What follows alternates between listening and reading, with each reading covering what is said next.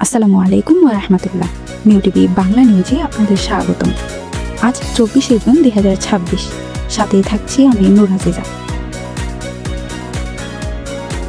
গত 22শে জুন রবিবার রাতে ক্যাম্পের ভেতর একটি অপ্রীতিকর ঘটনা ঘটানোর চেষ্টা করেছিল কিছু অপরাধী ও ডাকাত চক্র। তারা সেখানে সাধারণ ও অসহায় রোহিঙ্গাদের সাহায্যকারী এবং রোহিঙ্গা জনগোষ্ঠীর দুঃখ দুর্দশায় সবসময় পাশে থাকা আরএসও সংগঠনের নেতৃবৃন্দ আবুল কাশেম ও আবুল ফয়েজকে লক্ষ্য করে এই হামলার পরিকল্পনা করে।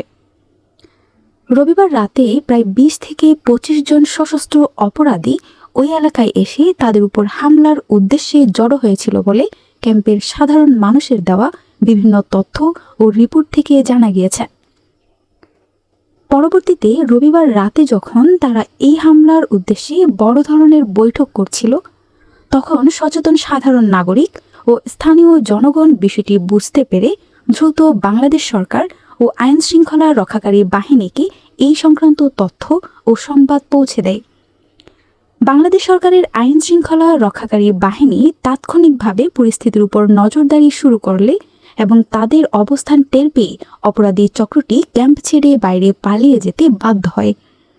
এই অপরাধী চক্রটির মূল পরিকল্পনা ছিল সাধারণ মানুষকে জিম্মি করে বা ধরে নিয়ে গিয়ে মোটা অঙ্কের টাকা ও মুক্তিপণ আদায় করা এবং সাধারণ মানুষের উপর নির্যাতন চালানো। তবে বাংলাদেশ সরকারের আইন শৃঙ্খলা রক্ষাকারী বাহিনীর সময়োচিত পদক্ষেপের কারণে এই বড় ধরনের বিপদ থেকে সাধারণ মানুষ রক্ষা পেয়েছে। এই পরিস্থিতিতে মিউ টিভির পক্ষ থেকে বাংলাদেশ সরকারের কাছে জোর দাবি জানানো হচ্ছে যে যারা ক্যাম্পের ভেতর এই ধরনের অপরাধমূলক কর্মকাণ্ড পরিচালনা করার চেষ্টা করছে, ক্যাম্পের শান্ত পরিবেশ নষ্ট করে বিশৃঙ্খলা ও গণ্ডগোল সৃষ্টির পরিকল্পনা করছে, তাদের কাউকেই যেন কোনো ধরনের ছাড় বা ক্ষমা না দেওয়া হয়। অপরাধীদের আইনের আওতায় এনে কঠোর শাস্তি নিশ্চিত করার দাবি জানাচ্ছি আমরা।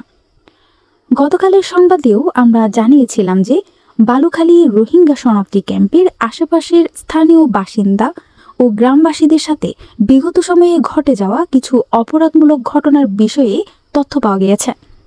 কিছু সংবাদকর্মী ও সাংবাদিকদের দেওয়া সাক্ষাৎকার এবং থানায় দায়ের করা মামলার সূত্র ধরে জানা গিয়েছে যে বেশ কিছু স্থানীয় বাসিন্দা এই ধরনের মামলার মুখোমুখি হয়েছেন।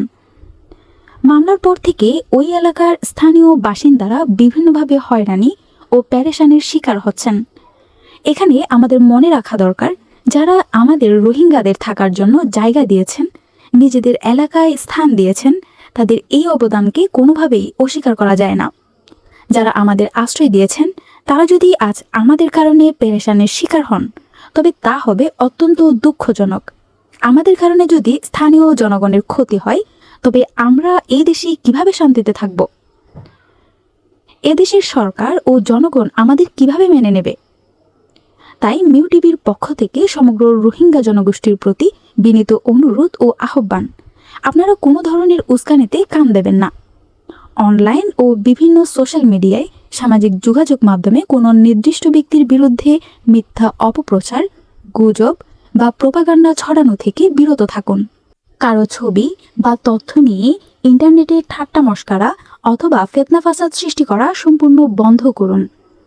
যদি এই ধরনের অপকর্ম বন্ধ করা না হয়, তবে বুঝতে হবে যে একটি গোষ্ঠী উদ্দেশ্যপ্রণোদিতভাবে ক্যাম্পের ভেতর বিশৃঙ্খলা ও ফিতনা ফাসাদের তুফান সৃষ্টি করতে চাইছে।